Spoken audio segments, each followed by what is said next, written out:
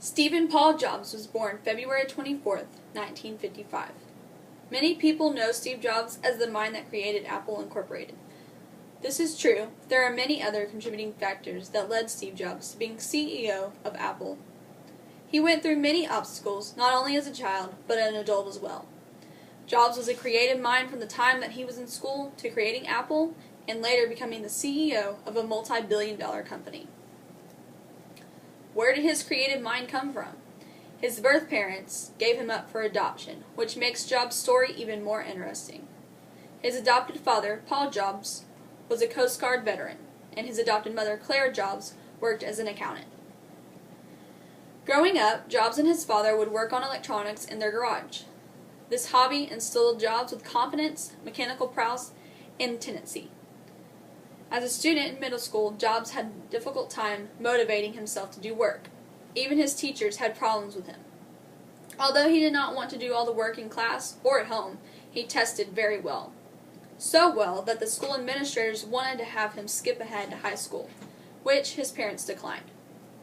Jobs attended Homestead High School, where he was introduced to his future partner, Steve Wozniak.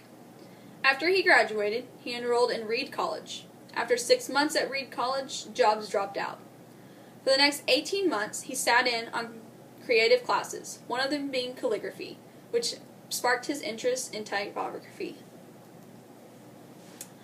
Jobs started his first job at age 19 as a video game designer with Atari. After working for Atari for several months, Jobs left his job and went to India to find spiritual enlightenment. While in India, Jobs did some experimenting with psychedelic drugs and other things. At age 21, Jobs and Wozniak started Apple Computers. Their company was operated out of Jobs' garage and was funded by the money Jobs received from selling his Volkswagen bus, and Wozniak sold his scientific calculator. These two men are known for revolutionizing the computer industry. Their machines were smaller, intuitive, cheaper, and accessible to everyday consumers. Initially, the Apple I was marketed at $666.66 each. Overall, it earned the company $774,000. In only 3 years after releasing the Apple II, sales increased to $139 million, which was 700% more than 3 years before. Apple's first day of trading, it was market valued at $1.2 billion. At this point, Jobs looked into hiring John Sculley, of Pepsi-Cola, to be president of Apple. Sculley did take the job, and the next several products from Apple suffered greatly. They were not what Jobs had wanted to create. They were plain and simple. There was no wow factor. Jobs was very disappointed by Sculley. He called for a board meeting where they took a vote on keeping Sculley or having Jobs be president of Apple. The board voted on keeping Sculley because although the products were not the coolest, they were cheap to make, which meant more money for the company. In 1985, Jobs resigned as CEO of Apple and began a new computer software company called Next.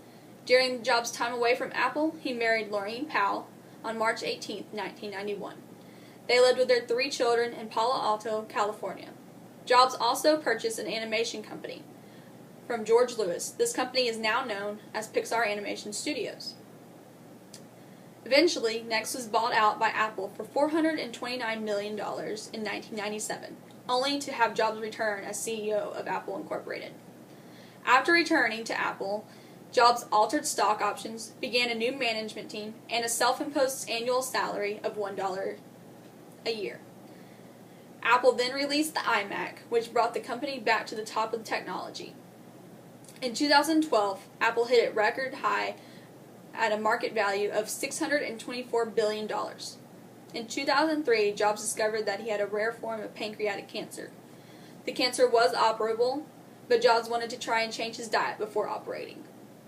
In the following year, Jobs had a successful surgery. Unfortunately, he did pass away after nearly a year of battling pancreatic cancer.